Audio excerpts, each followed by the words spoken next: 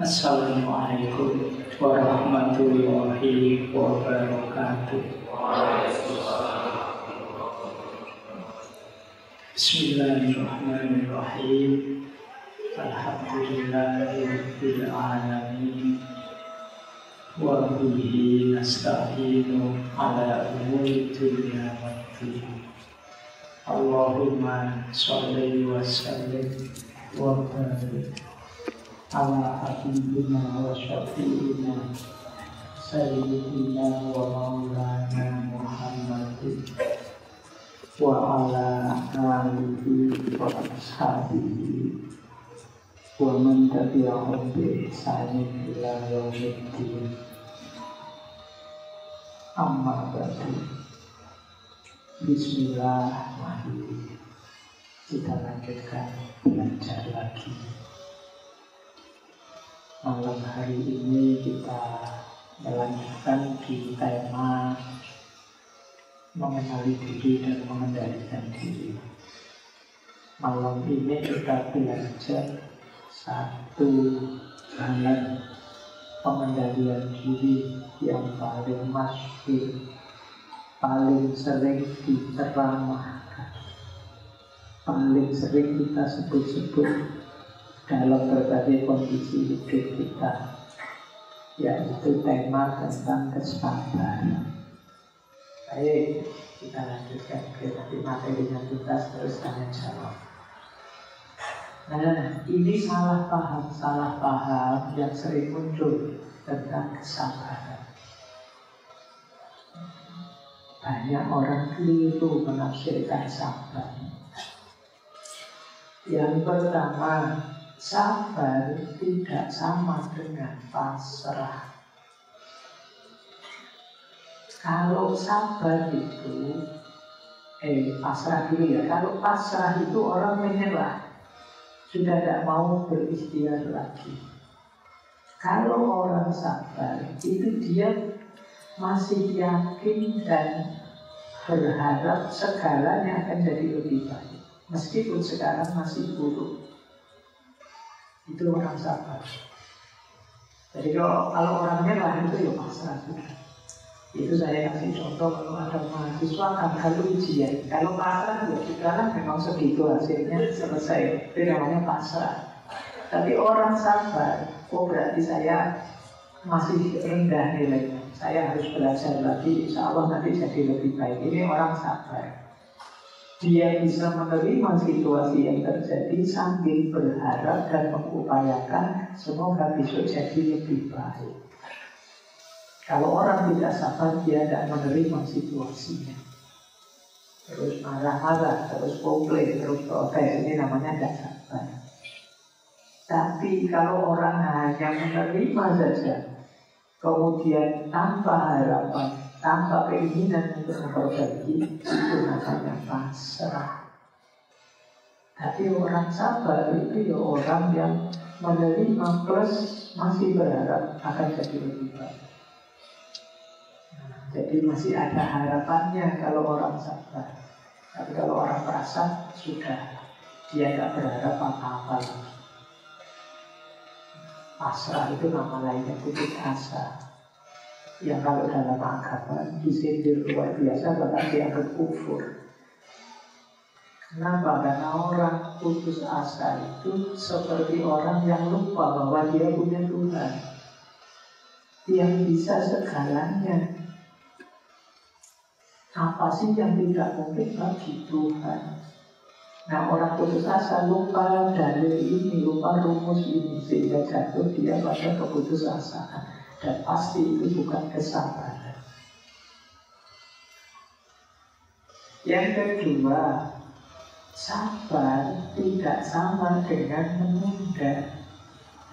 Nah, ini Allah salah paham.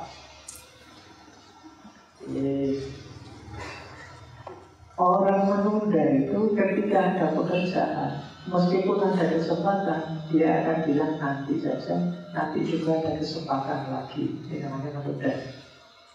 Tapi orang sabar ada kesempatan dijalankan meskipun setahap demi setahap, pelan-pelan. Ini orang sabar. Misalnya teman-teman di situ saya contohkan mau nulis, sudah pegang laptop, sudah bawa bahan, tapi kok malesnya dimulai gimana ya nulisnya? Sudahlah nonton YouTube saja, nulisnya mati. Nah ini namanya menunda. Biasanya sekali ditunda, ditunda lagi, ditunda lagi. Mending jadi orang sabar. Sabar itu bismillah, mau nulis 20 halaman, 3 halaman diulang hari ini, besok 3 halaman lagi, besok 3 halaman lagi. Ini orang sabar. Jadi sabar tidak sama dengan menunda-nunda pekerjaan. Semoga teman-teman bisa tahu bedanya. Makanya orang malas itu tidak bisa disebut sabar. Karena orang malas itu banyak peluang yang bisa dia ambil, tapi tidak dia ambil. Anak bisa jalan, Pak. Apa serahkan saja jalan pada Allah. Ini orang malas. Nah, jadi bagi kalian yang malas jangan alasan sabar ya. Mas sampai semester 14 kok gak lulus-lulus. Saya itu mahasiswa yang sabar. Yang lain terburu-buru lulus, saya tidak. Kan orang sabar tidak buru-buru, Pak. Kamu salah dalam mikirnya. Jadi kalau memang bisa kamu selesaikan cepat, ya selesaikan saja sesuai tahapan yang kamu mau. Terkecuali kamu sudah ikhtiar semaksimal mungkin, kok ya masih kepepet depo, baru di situ sabarnya main. Jadi awas keliru, kalau kan alasannya males ya jangan beralasan sabar. Sabar juga tidak sama dengan pasif, tidak ngapa-ngapain. Tidak berusaha apa-apa, itu tidak bisa mengatasnamakan sabar. Orang pasif itu tidak melakukan apa-apa atau kurang usahanya, tapi orang sabar itu tetap berusaha. Meskipun perlu waktu lama, meskipun banyak halangan, yang sabar saya jalankan. Nah, ini bedanya ya, awas salah paham. Sabar tidak sama dengan pasrah, sabar tidak sama dengan menunda-nunda pekerjaan, sabar tidak sama dengan pasif. Sabar juga aktif, tapi aktif yang sadar proses, sadar timing, tidak gampang menyerah kalau ada halangan. Ini cirinya orang sabar. Baik, kita lanjutkan. Ini agak filsafatan, karena ngaji filsafat. Sekarang pandangannya para filsuf. Boleh ambil nafas sebentar, biar tidak tertekan. Kamu rasanya tertekan sekali ya nanti malam hari ini. Jujur sabar itu yang berat banget. Oke, kita mulai. Yang pertama tadi sudah kita sebut definisinya ya, kita cek sebentar hakikatnya. Aristoteles. Kalau di Aristoteles, sabar itu jalan tengah antara impulsif dan pasif. Ya, jadi memang sabar tadi bukan pasif. Impulsif itu orang yang mudah tersinggung, orang yang reaktif. Sering saya pakai istilah impulsif kayak kemarin. Senggol batok mohon, itu impulsif. Ngapun penjul, itu impulsif. Pokoknya orang ngebut, hati-hati lewat sini ngebut lagi. Kalau ngebut itu kan seperti saya bilang kemarin, bisa saja ngebutnya karena ada gawat darurat, ada keluarganya yang sakit, terus dia ngebut. Dia jangan serta-merta ngebut penjul. Pokoknya ada ngebut yang kemungkinan itu impulsif. Nah, tapi juga jangan pasif. Jadi tengah-tengah antara impulsif dan pasif. Kalau pasif itu tidak ngapa-ngapain. Sudah kamu ngebut kan, kamu nambah-nambah lah saya. Sabar saja terserah. Nah, itu bukan itu. Jadi tengah-tengah antara impulsif dan pasif. Aristoteles ini kan terkenal dengan teori jalan tengah, bahwa yang baik itu selalu yang tidak ekstrim. Apapun yang ekstrim, apakah ekstrim kiri kanan, kurang atau lebih, itu sifatnya negatif. Dan kesabaran menurut Aristoteles bagian dari kebajikan moral. Itu Aristoteles. Yang kedua, Immanuel Kant. Dengan teori deontologinya, dia menurut beliau sabar itu termasuk pemenuhan tugas dorongan suara hati, sifatnya keharusan. Mungkin ada yang mendistraksi kita, tapi ini harus kita jalankan karena ini tugas kita sebagai manusia. Jadi di antara kualifikasi moralnya manusia itu sabar. Ini Immanuel Kant. Kalau ingin jadi manusia yang bermoral, kita harus sabar. Yang ketiga, ini filosofnya mungkin pernah teman-teman dengar. Mungkin banyak juga yang mengidolakan Nietzsche. Kalau Nietzsche membagi dua kesabaran. Ada kesabaran aktif, ada kesabaran pasif. Kalau yang pasif itu sebenarnya negatif. Kesabaran pasif itu tidak apa-apain lagi. Ikut saja apa kata orang yang baik ke utara, ikut ke utara, yang baik ke selatan, ikut ke selatan. Tidak punya eksistensi diri. Tidak berani mengungkapkan apa keinginannya. Nah, kalau ini kata Nietzsche, kesabaran pasif ini orang seperti ini itu jenis orang yang mentalitasnya mentalitas Buddha. Tidak punya inisiatif, tidak punya cita-cita, tidak punya keinginan untuk diwujudkan, hanya ikut saja orang lain. Ini bukan sabar. Ini orang yang mentalnya mental Buddha. Nah, ya ada sabar yang jenis sabar aktif. Kalau ini positif. Sabar aktif itu apa? Sabar mewujudkan keinginannya. Sabar memenuhi cita-citanya. Ini positif. Ada banyak halangannya, ada banyak pahitnya, tapi harus saya wujudkan karena itulah keinginanku. Nah, kalau ini positif. Tidak apa-apa lah saya puasa dulu, yang penting nanti dapat ini. Tidak apa-apa saya bulan ini tidak makan dulu, yang penting saya bisa ngeraktir teman-teman tak kelas misalnya. Itu tujuan. Itu contohnya begitu. Nah, orang yang berani mengekspresikan dirinya meskipun mungkin berat, meskipun mungkin banyak halangannya, inilah orang sabar jadi versi Nietzsche. Bagian dari will to power, keinginan untuk power, untuk kuasa. Dan manusia itu secara natural begitu sebenarnya. Meskipun banyak dikalangi kuasa oleh aneka teori-teori idealisme. Intinya kan kita ingin mengekspresikan, mencapai tujuan keinginan kita, versi kita. Meskipun banyak orang yang tidak berani dalam rangka bilang begitu. Jadilah manusia sejati yang berani menegaskan, ini loh keinginanku dan aku akan berjuang mewujudkannya. Dan untuk menuju ke sana perlu kesabaran, karena tidak mudah dan halangannya banyak.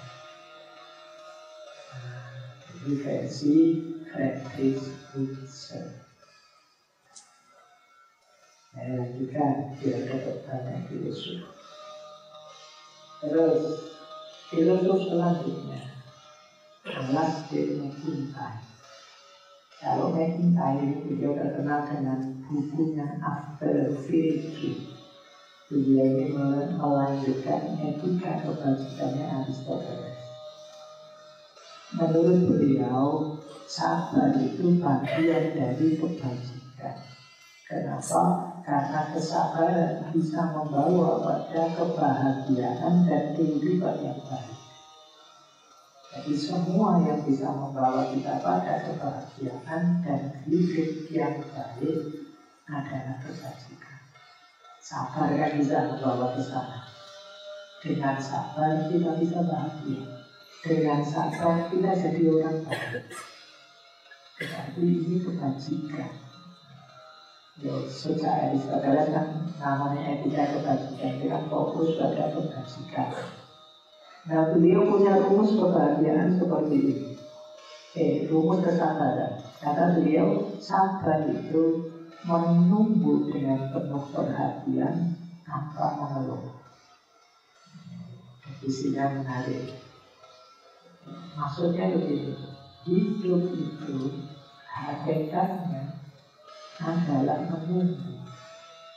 Menunggu apa? Menunggu kapan peran kita dibutuhkan. Jadi McIntyre ini punya teori hidup ini semacam narasi besar.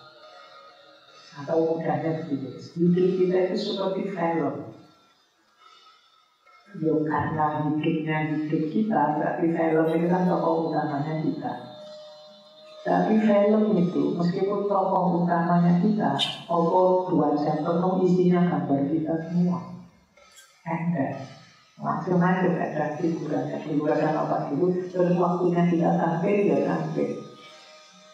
Nah, sabar itu seperti ini. Jadi kita itu memahami hidup ini, segala dinamika di sekeliling kita, terus kita ngambil momennya pas. Oh, sekarang saatnya saya sampai.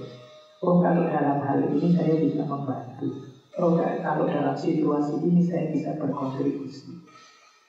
Ini berhubungan dengan tahu diri dan tahu peran apa yang harus aku mainkan. Disitulah kesabaran penting. Makanya sabar itu menunggu dengan penuh perhatian. Saya tunggu kapan saya harus tampil dengan penuh perhatian. Ini dibaca sekeliling. Ya, kayak teman-teman yang di sini misalnya, waktunya ngaji.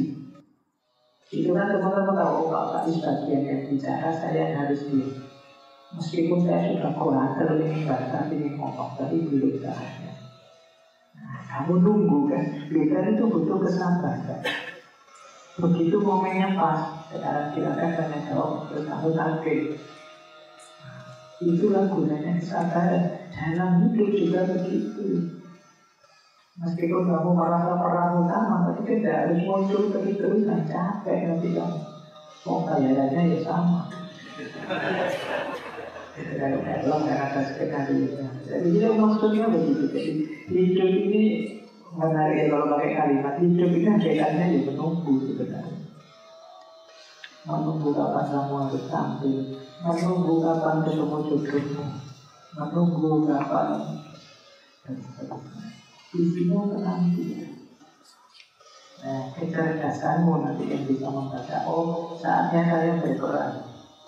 Saatnya saya bisa berkontribusi. Ternyata yang dicari, yang bisa ngasih, kebetulan saya bisa ngasih. Oke.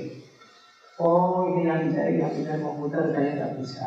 Kalau bisanya cuma ngasih, kalau urusan komputer nggak ngerti saya itu. Dan saya tunggu kapan saya harus ngasih. Itu yang dimaksud menunggu dengan penuh perhatian dan tanpa mengeluh. Tanpa mengeluh itu berarti apa? Kita sadar benar siapa kita, peran apa yang kita mainkan, sehingga kita tidak membenci penantian. Teman-teman kuliah itu mungkin sebenarnya hakikatnya juga menunggu kapan saya benar-benar jadi orang yang matang dan terjun berkontribusi untuk masyarakat. Nah, ini filosofinya kita tentang kesabaran. Jadi hakikatnya kesabaran adalah menunggu dengan penuh perhatian tanpa mengeluh. Ini mungkin kalian mikir sendiri maka tidak akan ketemu yang seperti ini. Filosofi itu ada saja. Semuanya tentang hakikatnya macam-macam. Ternyata hakikatnya sabar itu menunggu. Dia masuk akal sih karena menunggu itu memang perlu kesabaran. Tapi tidak sekedar menunggu antrian, tapi hidup kita ternyata hakikatnya yang menunggu. Lanjut, Simon Weil. Kalau beliau sebenarnya definisinya mirip dengan yang lain, tapi ada satu aspek yang menurut saya menarik. Kata beliau, sabar itu adalah kemampuan menanggung penderitaan tanpa mengubahnya menjadi kekerasan dan kejahatan terhadap orang lain. Jadi yang istimewa apa? Tanpa mengubahnya menjadi kekerasan dan kejahatan terhadap orang lain. Jadi sabar tidak berarti mengubah penderitaan menjadi kejahatan. Banyak orang yang merasa sabar yang melakukan kejahatan karena selama ini saya dijahati, saya sudah lama sabar ini. Ada yang begitu. Tapi kalau semua baik, kalau begitu namanya tidak sabar. Karena sabar itu kemampuan untuk menanggung penderitaan tanpa mengubahnya jadi kejahatan. Kalau kita mengubahnya jadi kejahatan, ya berarti skornya sama saja. Kita sama-sama jahatnya dengan orang yang menindas kita. Maka Simone Weil lebih fokus pada tanpa mengubah penantian dan penderitaan itu menjadi kejahatan. Memang kita sudah pernah haji di lama, ternyata menerjemahkannya kita ke area kejahatan. Penderitaan yang kita rasakan berbuat kejahatan itu kan rugi, dan kita sudah puasa lama, akhirnya malah batal. Karena kita substitusi puasa itu, penderitaan itu jadi kejahatan. Maka kata Simone Weil, sabar itu sebenarnya satu penebusan untuk pertumbuhan spiritual. Jadi penderitaan kita, kepahitan kita saat sabar itu akan dapat reward apa? Pertumbuhan spiritual. Jadi kita tambah matang saudara spiritual. Jadi tidak apa-apa lah ya, kita ada ganti, ada tebusannya. Kita dapat jauh yang lebih berharga saat kita sabar. Lanjut. Kalau ini para filosof Muslim, saya ada panjang. Kalau ini teman-teman tidak sering dengar lah dari para penceramah. Yang pertama Ibnu Sina. Kalau Ibnu Sina menganggap kesabaran itu adalah menangnya jiwa rasional atas bagian jiwa yang irasional. Kalau kita mau sabar, berarti kita masih waras, pikiran kita masih rasional. Kenapa? Hidup ini perlu proses, butuh kesabaran. Tidak ada yang instan. Kalau kita sanggup sabar, berarti sebenarnya kita masih rasional. Kalau kita tidak siap sabar, sama dengan kita sebenarnya tidak siap hidup. Apapun itu. Nah, ini ilusi. Kalau Imam Ghazali, teman-teman hafal ya, kalau Imam Ghazali itu sabar itu bagian dari iman, jalan untuk mendekat pada Allah. Hafal, bagian dari moral. Yang banyak diceramahkan dari Imam Ghazali, sabar itu yang pertama sabar dalam ketaatan, yang kedua sabar dalam menghindari dosa dan kemaksiatan, dan yang ketiga sabar dalam menerima ketetapan Allah. Jadi sabar itu tidak melulu ketika ada beban berat terus kita siap menanggung, tapi juga bermakna sabar melakukan ketaatan. Tiap hari sholat, tiap Ramadan puasa dan sabar, meskipun agak berat ayo ya, ini sabar dalam ketaatan. Termasuk sabar menghindari dosa. Ini sabar. Sudah dikirimu temannya ini bukan lumayan ini dia baru. Pokoknya saya ngempet, saya nahan diri nggak mau buka. Kalau kamu mau buka aja. Tapi kamu disuruh menghapus nggak mau, siapa tahu habis itu bisa. Berarti sekarang sabar, maka kamu mau sabar. Itu kalau kamu nggak sadar, kamu tidak siap sabar. Itu tadi yang saya bilang, ya, sabar itu berkaitan dengan kesadaran. Berarti menghindari maksiat, dosa itu ya perlu kesabaran. Nah, setelah ini koleksi gambar dan video itu dihapus ya. Wah, ya negatif ya. Tapi lama-lama kalau kamu sudah nggak sadar, pasti menyesal. Kenapa nggak habis dia? Sekarang nyari-nyari. Baik, Imam Ghazali banyak diselamatkan. Kalau versinya itu lurus, sabar itu ini mirip yang etika kebajikan tadi. Untuk memenuhi tujuan, mencapai kebahagiaan, membantu mengelola kesulitan hidup, mempertahankan komitmen hidup yang baik dan sebagainya. Tapi ada kalimat menarik dari beliau begini. Itu kesembuhan, itu sabar dan lupa. Kalau ada yang sedang sakit, senjatamu antara lain sabar. Kenapa? Karena menurut beliau, kesembuhan itu separuhnya diberikan oleh ketenangan. Sementara kepanikan itu separuhnya penyakit. Jadi kalau kalian mudah panik, mudah kesulitan, tidak sabaran, itu sebenarnya penyakit. Apalagi kalian sedang sakit, itu panikmu itu nambah berat sakit, jadi sakit tersendiri. Maka kalau ingin cepat sembuh, tambahi hidupmu dengan kesabaran dan ketenangan.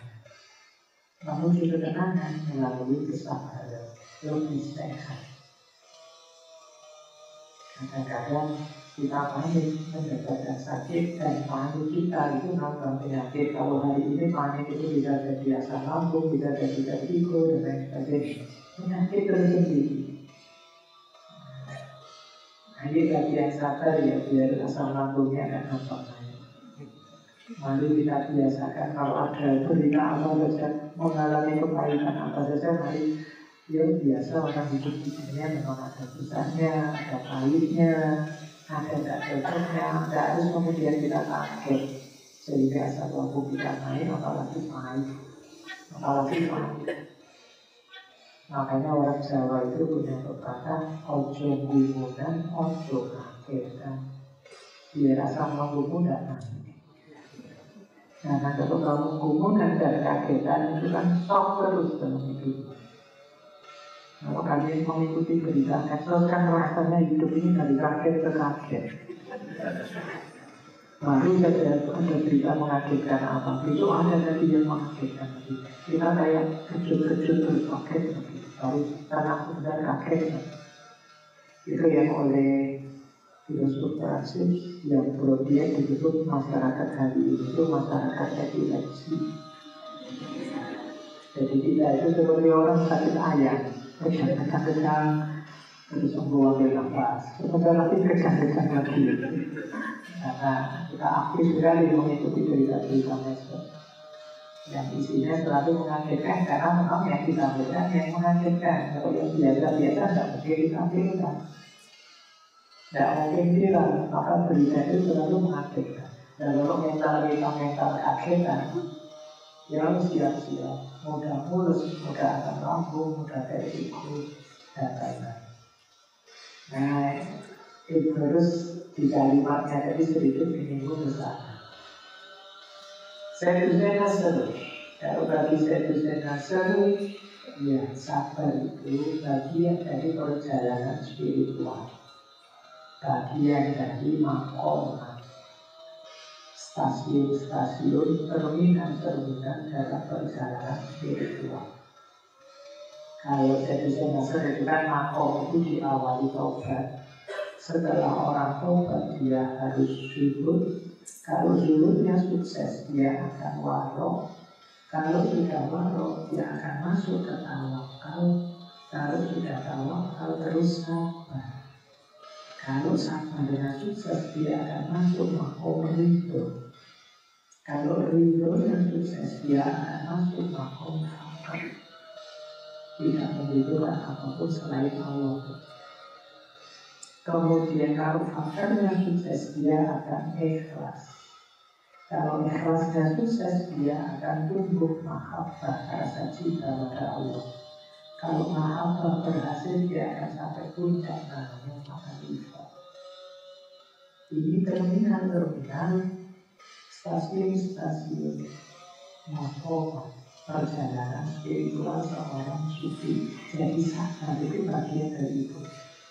Kalau kalian nyampe mau sabar, alhamdulillah Pak, saya sudah bisa sabar. Saya bisa mengendalikan diri dalam kesabaran. Sebenarnya levelnya sudah lumayan tinggi dalam dunia spiritual. Pak, kok sabar setelah tawakal, Pak? Kata saya itu Nasr apa? Ya karena tawakal itu pasti mengandaikan kesabaran. Bagaimana tawakal tanpa sabar dalam menghadapi kesengsaraan dan rintangan hidup, bahkan dalam mencapai kebutuhan fisik dasar kita. Jadi setelah kita tawakal itu pasti akan lahir kesabaran. Karena di antara unsurnya tawakal itu sabar. Lanjut, kalau yang selanjutnya itu beliau bagian dari kritiknya pada peradaban modern yang pragmatis, materialistik, hanya mengejar duniawi, tergesa-gesa hingga melupakan aspek spiritual. Maka manusia modern perlu punya kesabaran khusus agar tidak terjatuh pada materialisme dan pragmatisme total. Agar tidak hanya mengejar kesenangan hidup, tapi juga memperhatikan kearifan-kearifan yang jauh lebih penting untuk masa depan peradaban manusia. Ini sabar ternyata juga bisa berdimensi luas untuk peradaban manusia. Hari-hari ini muncul banyak perang, termasuk yang memprihatinkan Israel, Palestina. Dan penting bagi kita untuk sabar juga, sabar dalam arti mengendalikan diri. Saya tahu banyak yang marah, tapi buahnya harus tetap kebaikan. Jangan melakukan keburukan atas nama kesabaran, atas nama penderitaan, atas nama beban yang berat, atas nama kekecewaan. Kalau harus berkontribusi, ayo berkontribusi, membantu sejauh yang kita mampu, tapi tidak lewat jalan yang negatif. Nah, caranya seperti itu. Bagaimana apapun perjuangan, apapun upaya perlu kesabaran. Karena khawatirnya kalau kesusu terburu-buru bisa blunder, ingin menyelesaikan masalah tapi malah nambah masalah.